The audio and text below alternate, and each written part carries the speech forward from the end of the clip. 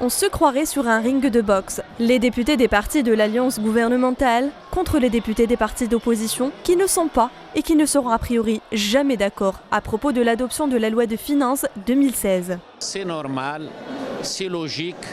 Et c'est un signe de bonne santé de la démocratie algérienne. Je ne crois pas qu'on devrait avoir de commentaires sur ce qui s'est passé aujourd'hui à la plénière, vu que l'opposition s'est liguée contre la loi de finances. C'est le meilleur canal d'expression et c'est tout à fait normal, c'est l'espace fait pour ça, pour des avis différents. Il y a eu peut-être un petit quiproquo concernant certains amendements et l'opposition est tout à fait libre de s'exprimer. Je condamne cette manière, cette façon de faire, de travailler, parce que là c'est une institution quand même assez noble, assez sacrée.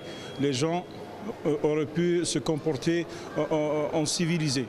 Des pancartes brandies avec des messages forts. L'opposition ne compte pas baisser les bras face à ce qu'il qualifie de violation de la Constitution. J'ai dit qu'il y a eu un coup de force sur le budget. Ils l'ont fait passer de force. Ils n'ont pas respecté les députés, même les amendements. Même ceux qui ont été enlevés par la commission, ils les ont remis.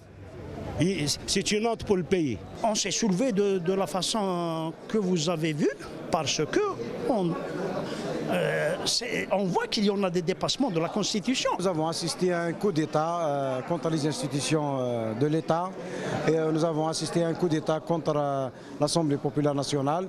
Le gouvernement, des membres du gouvernement qui travaillent pour l'oligarchie ont utilisé des moyens antidémocratiques, des moyens de gangsters pour réintroduire des amendements qui ont été abrogé par la Commission, par la majorité des députés. Malgré les pressions, les menaces, la résistance des partis qui sont prêts à se battre encore, la loi de finances 2016 a été adoptée par la majorité parlementaire. Qu'en sera-t-il de la suite? Réponse les jours prochains.